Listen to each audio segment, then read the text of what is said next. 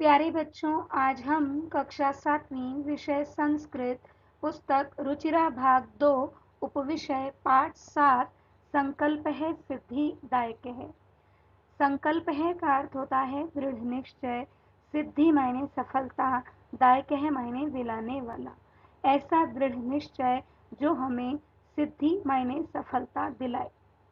यह पाठ बेटा 3 व्याख्यानों में बटा है, जिसके पहले व्याख्यान में हम कठिन शब्दार्थ और पाठ की हिंदी करेंगे। दूसरे व्याख्यान में पाठ के शेष भाग की हिंदी होगी और तीसरे व्याख्यान में इस पाठ का अभ्यास कार्य करेंगे। आज का जो हमारा व्याख्यान 1 है, इसमें इस पाठ में आए कुछ कठिन शब्दार्थ लिए हैं मैंने, और साथ ही साथ हम पाठ की हिंदी भी पढ़ेंगे। तो बेटा सबसे पहले कठिन शब्दार्थ। पहला कठिन शब्द है मात्रे। मात्रे मायने माता से। मात्रे मायने माता से। चिंता आकुला, चिंता से व्याकुल। चिंता आकुला, चिंता से व्याकुल। तीसरा शब्द है अभिलाषः। अभिलाषः मायने इच्छा। निष्क्रांति निकल जाती है। शिलायाम चट्टान पर। पहला शब्द मात्रे। मात्रे मायने माता से। चिंताकुला, चिंता से व्याकुल। तीसरा शब्द अभिलाषः मायने इच्छा। चौथा शब्द निष्क्रामति मतलब निकल जाती है। पांचवा शब्द है शिलायाम यानी चट्टान पर। छठा शब्द है झटिति। झटिति मायने जल्दी से। झटिति मायने जल्दी से। तूष्णिम। तूष्णिम मायने चुप। तूष्णिम चुप। आठवां शब्द है उपहस्ती। उपहास करता है। उपहस्ती उपहास करता है। नौवां शब्द कंपते कांपती हैं। कंपते कांपती हैं। 10वां शब्द है क्रीतदास है मायने खरीदा हुआ नौकर। क्रीतदास है खरीदा हुआ नौकर। अगला शब्द है बेटा परित्यज्य। क्या है शब्द? परित्यज्य। परित्यज्य मायने छोड़कर। परित्यज्य का अर्थ है छोड़कर। 12वां शब्द प्राप्स्यामि। 12वां शब्द क्या है? प्राप्स्यामि मायने प्राप्त करूंगी। प्राप्स्यामि प्राप्त करूंगी। 13वां शब्द साकम। साकम मायने साथ। 13वां शब्द क्या है? साकम। साकम मायने साथ। 14वां शब्द तपती स्म।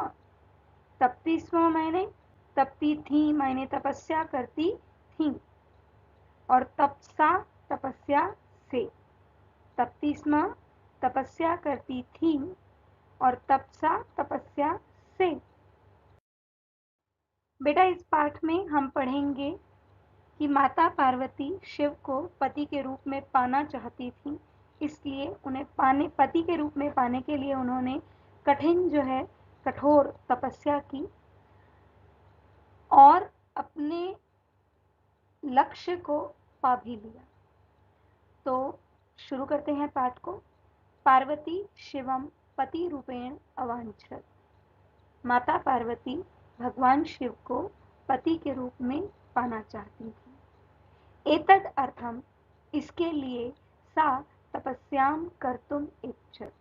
इसके लिए वे तपस्या करना चाहती थीं या तपस्या करने की इच्छा रखती थीं। सा स्वकीयम मनोरथम मात्रे न्यवेद्य। उन्होंने अपना मनोरथ यानी अपनी इच्छा माता से, अपनी माता मेना से निवेदित की यानी निवेदन किया, अपनी इच्छा जाहिर की, प्रकट की। तब श्रुत्वा माता मेना चिंता आकुला अभवत। इस बात को सुनकर माता मेना चिंतित हो गई। तो पार्वती शिवम पति रूपेण अवांछत। पार्वती शिव को पति के रूप में पाना चाहती थीं। एतद अर्थम इसलिए सा तपस्यां कर्तुम इच्छत, वह तपस्या करना चाहती थी। सा स्वकीयं मनोरथं मात्रे न्यवेद्यत, उन्होंने अपनी इस इच्छा को माता के सामने प्रस्तुत किया। तत्श्रुत्वा, इस बात को सुनकर माता मीना चिंता आकुला अभवत, चिंतित हो गई या चिंता से व्याकुल मायने बेचैन हो गई। मीना, वत्से मनीषिताः देवताः गृहे एव सन्ति। अब माता मीना पार्वती जी को समझाती हैं कि मन से, यदि आपने मन से किसी को अपना इष्ट देवता मान लिया है तो वो घर में ही है, ठीक है। लेकिन माता पार्वती जो है वो जो है अपनी माता की बात को नहीं मानती, क्योंकि उन्होंने दृढ़ निश्चय किया था तपस्या करने का कि तपस्या करके ही मैं भगवान शिव को अपने पति के रूप में प्राप्त करूंगी। तो मीना, वत्से मनीषिताः देवताः गृहे एव सन्ति।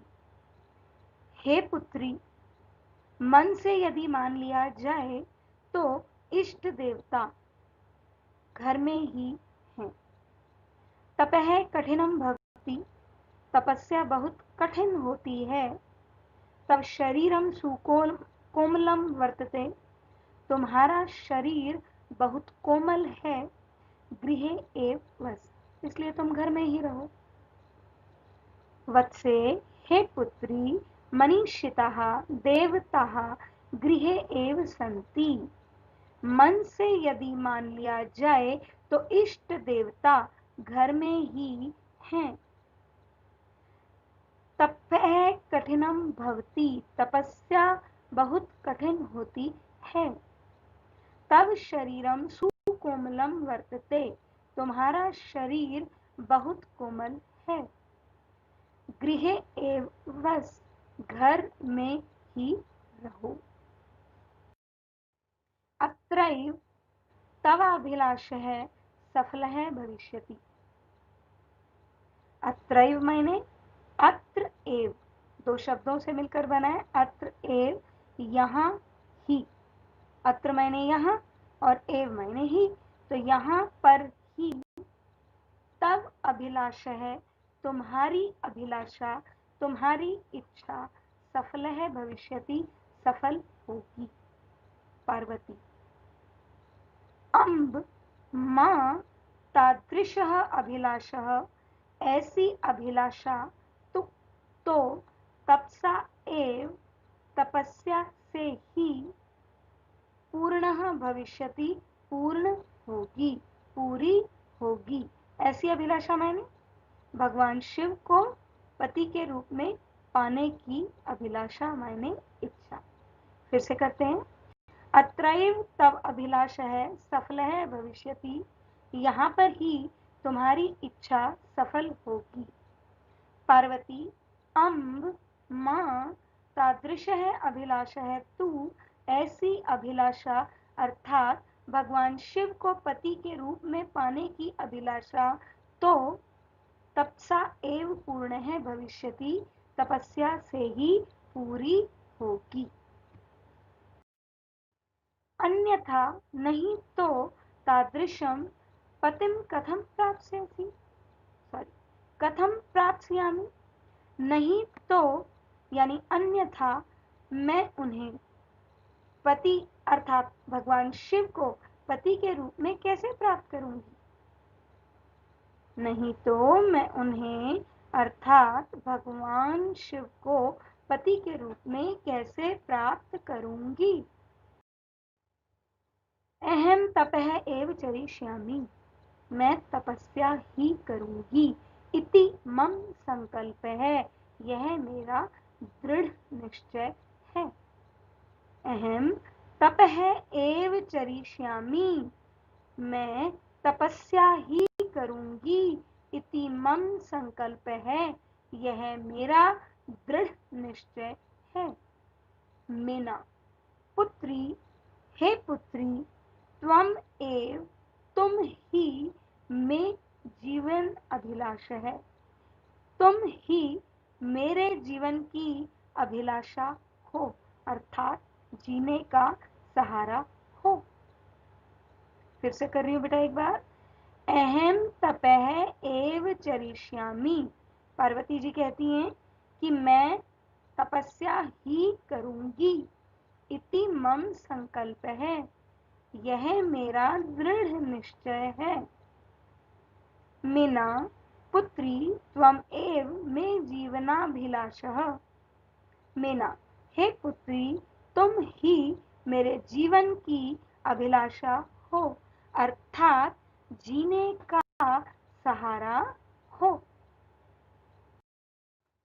पार्वती, सत्यम परमं मनः लक्ष्यं प्राप्तुम आकुलितं वर्तते।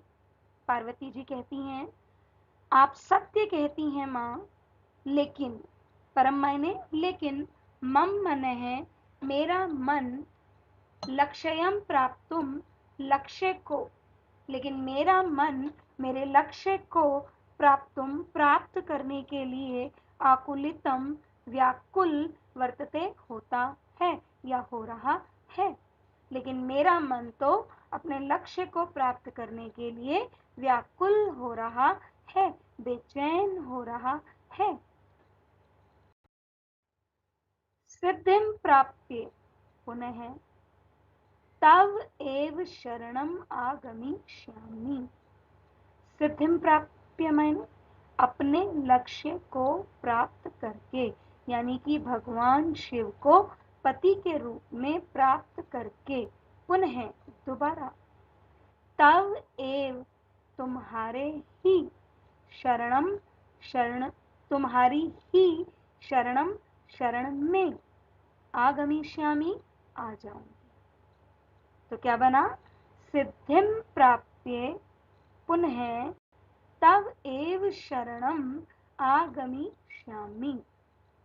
सिद्धि यानी अपने लक्ष्य को प्राप्त करके, अर्थात भगवान शिव को पति के रूप में प्राप्त करके, पुनः दोबारा तव एव तुम्हारे ही शरण में आगमिष्यामि आ जाऊंगी। अद्य एव आज ही, अद्य एव आज ही, विजया साकम विजया के साथ, गौरी शिखरम गच्छामि, गौरी शिखर पर जाती हूँ या जा रही हूँ। फिर से पढ़िए। सिद्धिं प्राप्य पुनः तव एव शरणम आगमिष्यामि। अपने लक्ष्य को प्राप्त करके आपकी शरण अर्थात आपके पास वापस लौट आऊंगी। अद्य एव विजया साकं गौरी शिखरम गच्छामि। आज ही विजया के साथ गौरी शिखर पर जा रही हूँ या जाती हूँ। ततः पार्वती निष्क्रामति, ततः पार्वती निष्क्रामति, इसके बाद पार्वती वहां से चली जाती है। फिर पार्वती क्या करती हैं? वहां से चली जाती हैं। पार्वती मनसा वाचा कर्मणा च एव च तपः एव तपति स्म। पार्वती मनसा वाचा कर्मणा च तपः एव तपति स्म। पार्वती मन, वचन और कर्म से तपस्या ही कर रही थी। फिर से कर रही हूं बेटा। ततः पार्वती निष्क्रामति, फिर पार्वती वहां से चली जाती हैं। पार्वती मनसा वाचा कर्मणा च तपः एव तपति स्म। पार्वती मन, वचन और कर्म से तपस्या ही कर रही थी। कदाचित रात्रौ स्थंडिले कदाचित शिलायां स्वपिति स्म। एकदा विजया अवदत्। कदाचित मायने कभी तो रात्रि में, रात्रौ मायने रात्रि में, कभी तो रात में, स्थंडिले, स्थंडिले होता है नंगी भूमि, यानी कि आपने जमीन पर कुछ भी नहीं बिछाया, बिना कुछ बिछाए जमीन पर आप सो गए। तो कभी तो वह रात्रि में भूमि पर बिना कुछ बिछाए, जमीन पर कुछ भी बिछाए बिना, यानी वो जो जमीन है बस उस जमीन पर ही सो जाती। तो कभी शिला अर्थात पत्थर पर सो जाती थी। एकदा विजया अवदत, एक बार विजया बोली। फिर से कर रही हूं बेटा। कदाचिद रात्रौ स्थंडिले कदाचित शिलायां स्वपीति स्म। कभी तो वह रात्रि में भूमि पर बिना कुछ बिछाए तो कभी शिला अर्थात पत्थर पर सो जाती थी।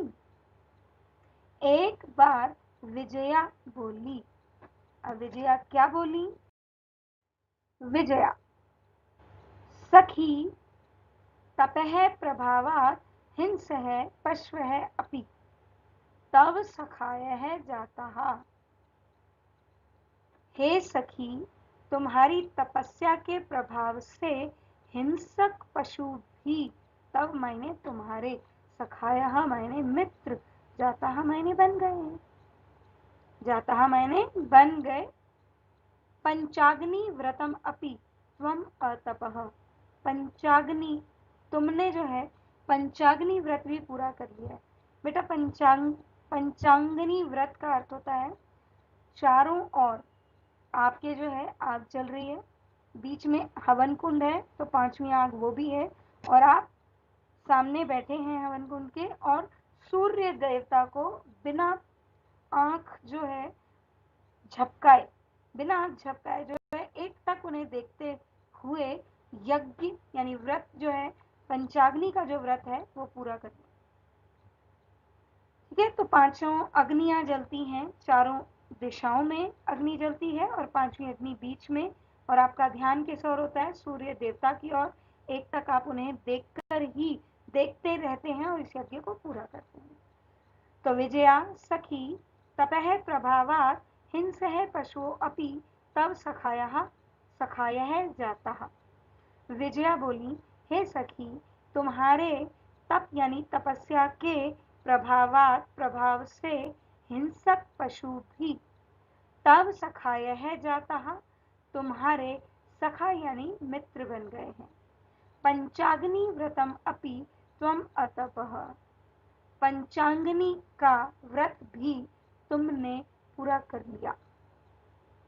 पुनरअपि, फिर भी, तब अभिलाषः न पूर्णः अभवत्, फिर भी आपकी इच्छा पूरी नहीं हुई।